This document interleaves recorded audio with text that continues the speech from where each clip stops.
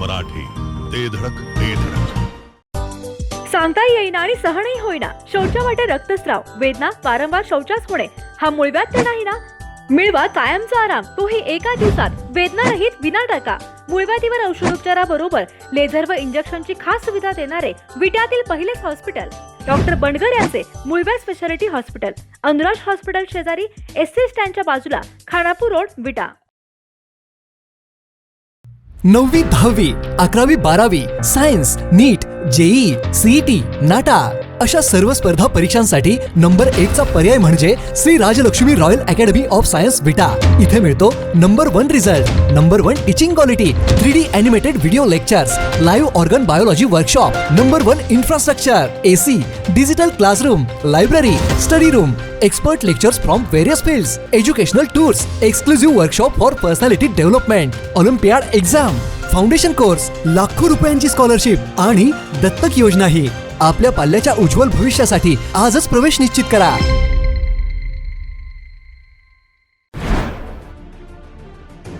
विट्यातील बस स्थानक परिसरातून दागिने लंपास करणारा भामटा अखेर विटा पोलिसांच्या जाळ्यात अडकलाय.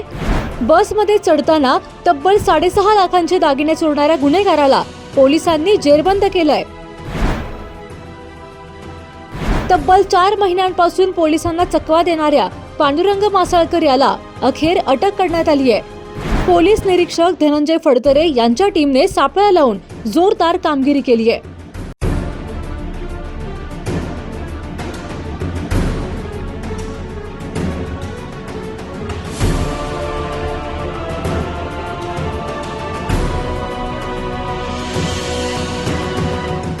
विट्यातील बस स्थानक परिसरातून दागिने लंपास करणारा भामटा अखेर विटा पोलिसांच्या जाळ्यात अडकला असून बसमध्ये चढताना तब्बल 6.5 लाखांचे दागिने चोरणाऱ्या गुन्हेगाराला पोलिसांनी जेरबंद केले आहे. तब्बल 4 महिन्यांपासून पोलिसांना चकवा देणाऱ्या पांडुरंग सोन्याबापू मासाळकर, वय 45 वर्षे, राहणार विजयनगर, तालुका पाथर्डी, जिल्हा अहिल्यानगर याला अखेर अटक करण्यात आली आहे. याबाबत अधिक माहिती अशी की 26 ऑक्टोबर 2025 रोजी दुपारी 3:30च्या सुमारास विटा बस स्थानक परिसरात बसमध्ये चढत असताना गर्दीचा फायदा घेऊन कोणीतरी अज्ञात चोरट्याने 6,66,540 रुपये किमतीची 40 ग्रॅम वजनाची सोन्याची चेन चोरीला गेल्याबाबत भेंडवडे गावठाण येथील संतोष रघुनाथ जानकर यांनी फिर्याद दिली होती. त्यानुसार या चोरीच्या तपासासाठी पोलीस निरीक्षक धनंजय फडतरे यांनी विटा पोलीस ठाण्याकडील गुन्हे प्रकटीकरण पथकास तपासाच्या सूचना दिल्या. यानंतर गुन्हे प्रकटीकरण पथकामधील पोलीस कर्मचारी उत्तम माळी, महेश देशमुख आणि अक्षय जगदाळे यांना गोपनीय बातमीदारामार्फत भिवघाट परिसरात एक इसम चोरीचे सोने विक्री करण्यासाठी येणार असल्याची खात्रीशीर माहिती मिळाली. त्यानुसार पोलिसांच्या या पथकाने भिवघाट येथे सापळा लावून सदर इसमाला ताब्यात घेतले. यावेळी त्याची चौकशी केली असता त्याने आपले नाव पांडुरंग सोन्याबापू मासाळकर असे सांगितले. यानंतर पांडुरंग मासाळकर याची कसून चौकशी केली असता त्याने 3 ते 4 महिन्यांपूर्वी विटा बस स्थानक परिसरातून सोन्याची चेन चोरी केली असल्याची कबुली दिली. त्यानुसार विटा पोलिसांनी चोरीला गेलेली 40 ग्रॅम वजनाची सोन्याची चेन हस्तगत केली आहे.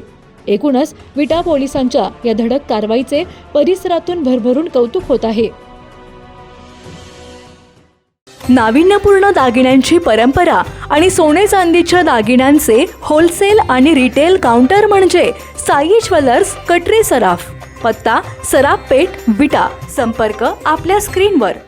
जिओ मराठी, ते धडक